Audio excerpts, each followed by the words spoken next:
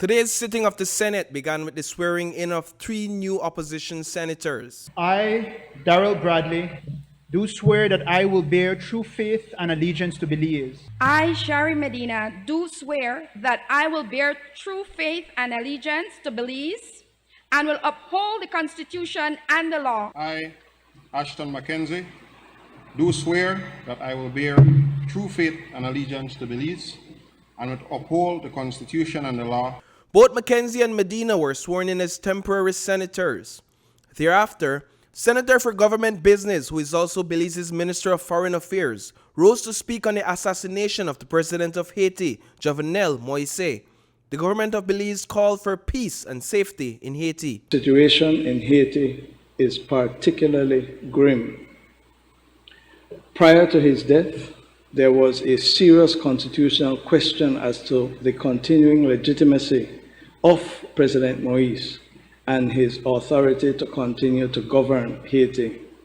Indeed, he has for many months been governing by presidential decree, having dissolved necessary organs of state.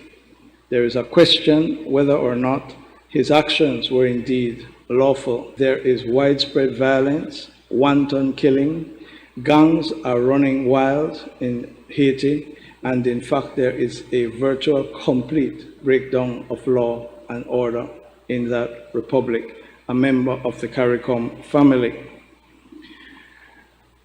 We believe in Belize and indeed in CARICOM, Madam President, that Haiti requires urgent attention. There is an urgent need for the restoration of law and order. There is an urgent need for elections to be held in Haiti. Haiti's congressional and presidential elections have been scheduled for September and November. Following a moment of silence for President Moise, a motion was raised for the increase of the Governor General's salary from $54,000 annually to $85,000 annually. A bill was also brought from the House to limit the GG's tenure to 7 years. The cost of living in 1989, when this law was passed, has risen dramatically to where we are in 2021. And therefore, the purpose of this motion and the bill is to take account of what we experience in Belize in terms of the cost of living increase. We believe that whoever assumes that office and serves Belize in that capacity should take office with comfort, that they need not worry, they need not be concerned for their health whilst they serve and thereafter, that they will be taken care of by the state of Belize. The difficulty that I do have in relation to the motion is the timing.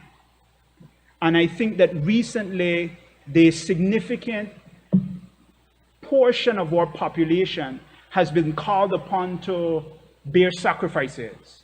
We have had in this honorable House a passage of law that has reduced the salaries for public officers and teachers by 10%.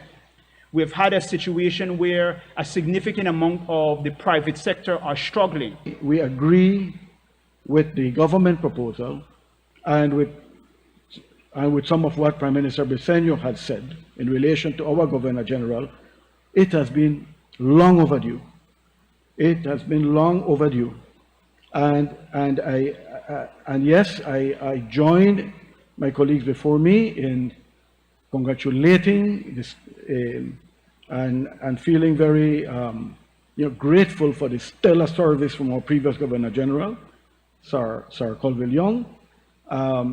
He deserved better than he got. He did deserve better than he got. At this point in time, what the current salary is, we believe at this point in time that the DG is able to live off of that. And that whatever increase is deserving after we would have done, job classification exercise, whatever it is that there needs to be done to ensure that the DG is properly compensated for the post that she holds and the work that she carries out or that she must carry out, because we are aware that there are several duties of the GG that are not all of them are carried out. Finally, the Senate debated a bill to amend the Finance and Audit Reform Act to provide for the establishment of a contingency fund to be used for urgent and unforeseen expenditures. The financial secretary has told the senators that what has happened and has always happened is, one, no contingencies fund has ever been created by the government and funded as required by the Constitution. And therefore, when a hurricane hits, there's a flood, there's COVID or other unforeseen emergencies, the government has to go to existing budget lines and to withdraw monies from there and then bring a supplementary. What we seek to do is, in order to comply with the constitutional mandate, is to create the contingencies fund, which would then have a budget, a line in the budget. Therefore, when an emergency hits, which is unforeseen, there will be funds already appropriated by Parliament for that purpose, which can only be withdrawn by a warrant by the minister. Reporting for News 5, I am Paul Lopez.